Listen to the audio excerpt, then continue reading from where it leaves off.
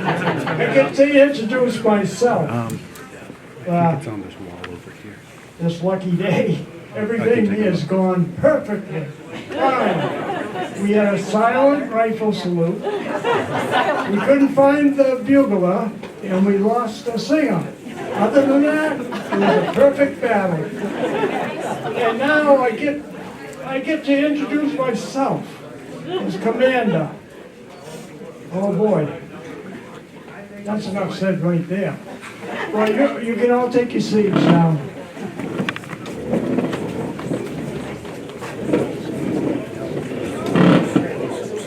Remarks from the adjutant.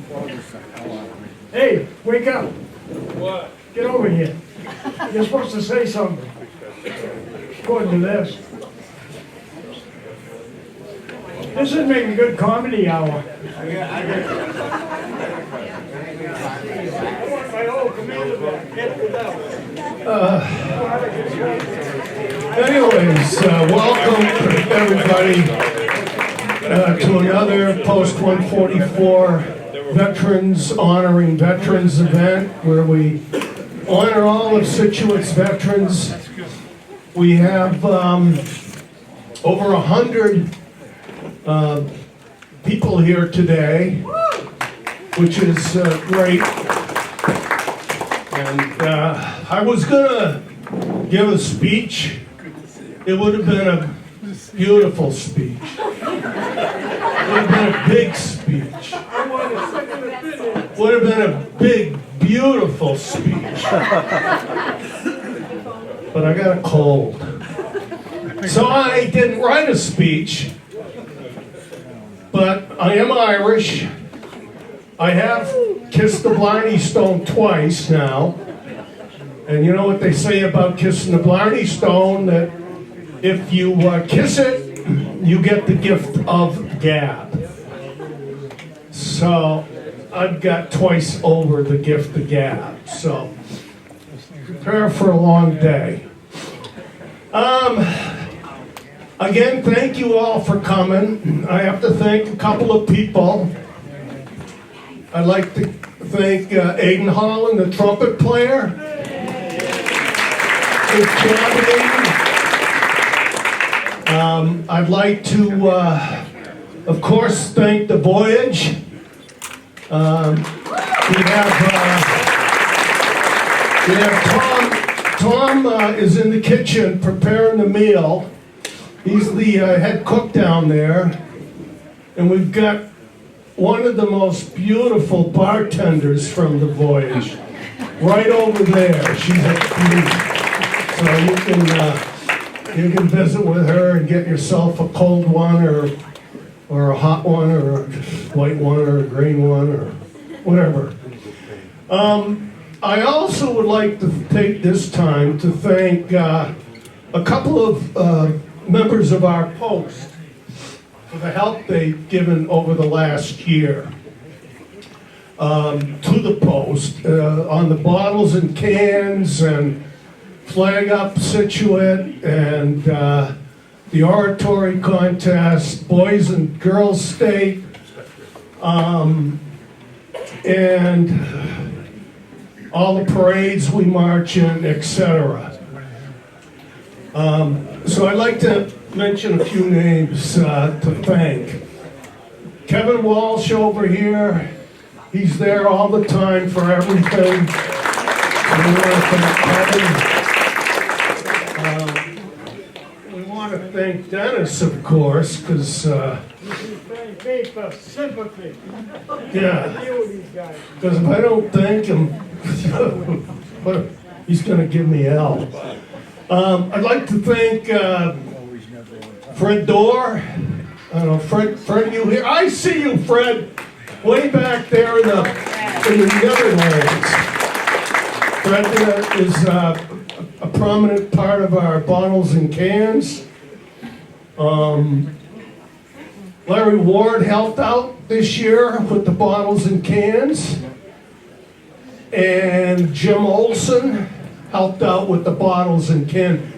Jim's sitting down back because he's in the band. Our Post 144 band is going to play after when dessert starts getting served. They're quite a group, I gotta tell you. Yeah. They usually charge thousands of dollars for a performance, but they're gonna donate their time today, and we really appreciate that. I'm trying to think of whom else I want to thank. We have a couple of Scituate's finest police officers here today. I drove. We also have, and of course we have, our town administrator. Mr. Boudreau. Gotta say hi to him. And we also have the temporary, is it the temporary superintendent of schools? Interim. Well, that's sort of temporary, isn't it? It could be. It might be permanent. Who knows? We have you here today. And by the way, my granddaughter's back there. Give her an A. Yeah.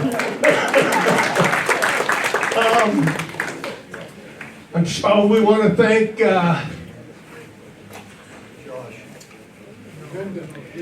oh, yeah.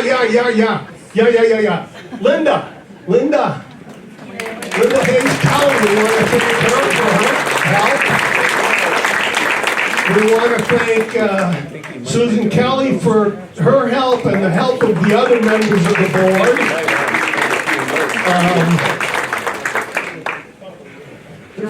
There's somebody else I'm forgetting. Oh! The most important person to thank for all the help in pulling this off is my wife, Jean. Stand up. Come on. I'll get a few points for this.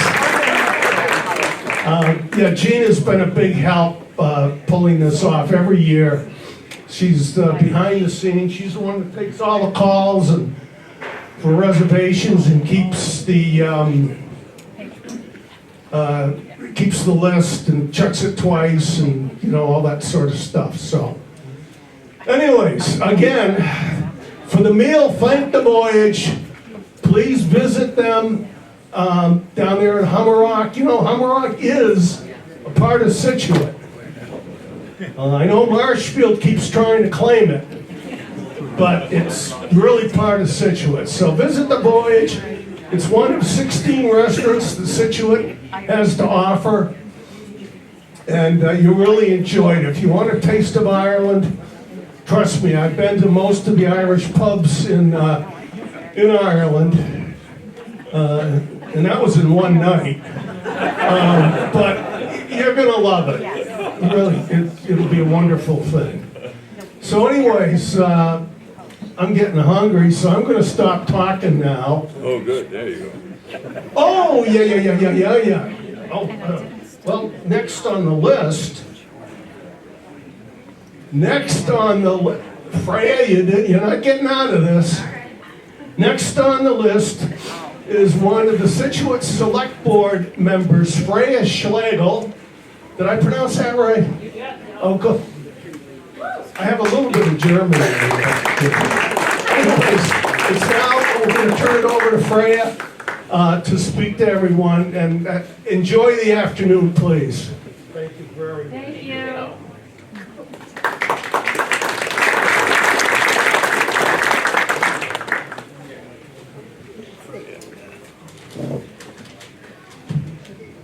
Jammed out of my pocket like that.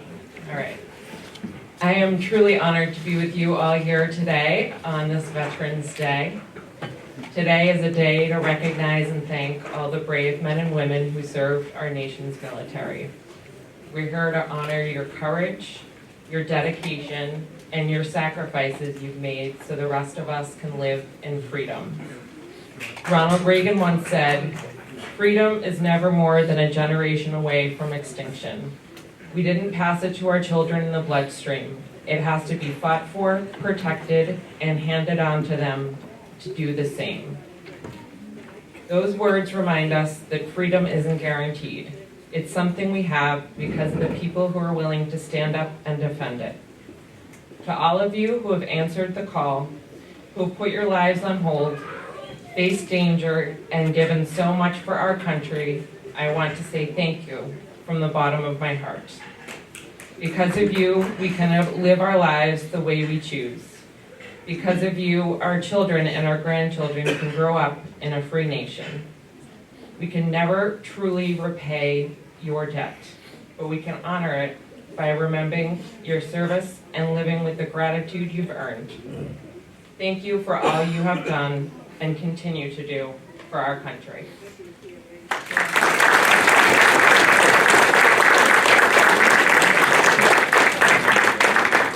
Thank you, Freya. I have one more thing I forgot to say earlier during my allotted time, and that was to mention that today we have with us our town veteran service officer, Josh. Josh is back there. He's under the clock. The clock is above his head. If anybody, any veteran has any questions about any help they can get, I've been doing it great. say again? I've been doing it, he's great. I can't. I've been to him and he's great. Oh, yeah. Gentlemen attested to the fact that he's been to Josh, and Josh is great. And I agree. We're so lucky to have Josh as our veterans agent now in town. He's doing a great job, and he's got a wonderful personality. It must be the fact that maybe because he was in the Coast Guard and he got wet like those of us in the Navy. But anyways, I wanted to mention that Josh, if you have any questions about any help you need or VA benefits, please check in with Josh. And this also applies to the widows of veterans. They may be eligible for some help. But I just wanted to mention that, and I forgot to say it earlier, but I'm glad that I said it now, right? Hey. Okay. You tired now, Bob? Yeah, I'm gonna take a nap. Now we'll do the POW ceremony. Kevin? Is it paperwork on it?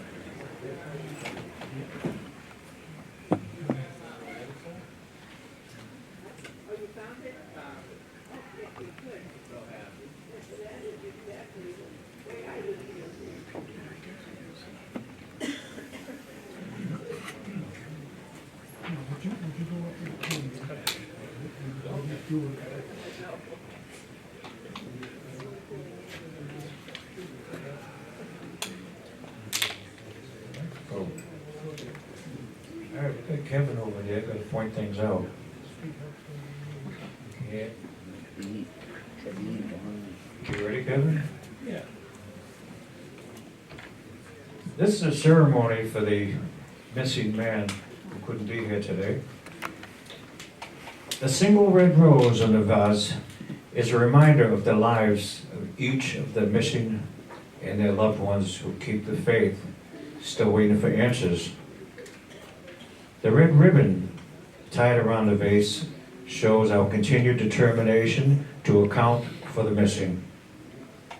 A lemon slice on each bread plate is to remind us of the bitter fate of those captured and missing in a foreign land. A pinch of salt recalls the tears endured by those missing and their families who seek answers. The Bible represents the strength gained through faith to sustain those lost from our country, which was founded as one nation under God. An inverted glass symbolizes their inability to share in today's toast, and the chairs at each place stand empty to express their absence. Bless you.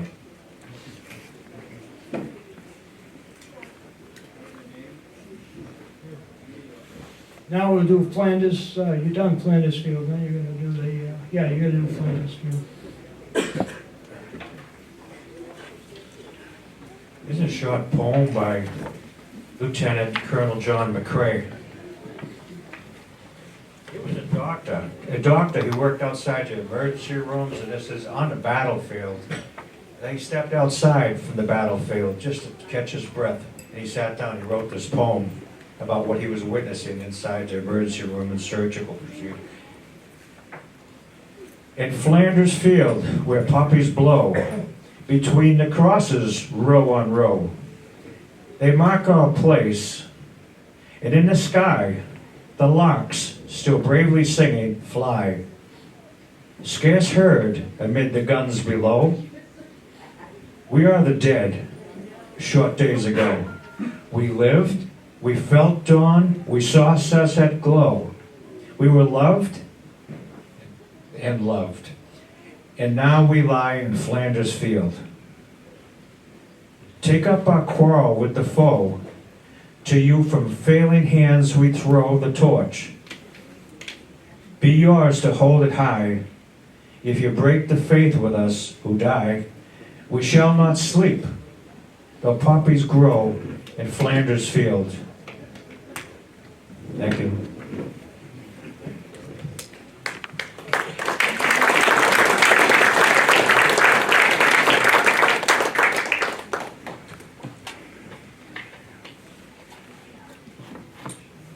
Come on up here, Commander, move it. I found my singer for the National Anthem.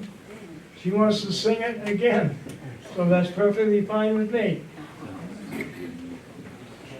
love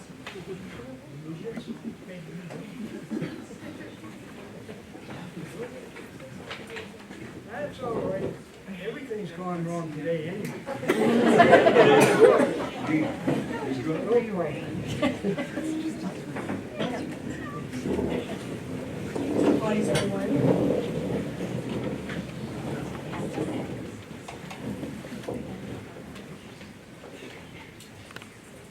some help.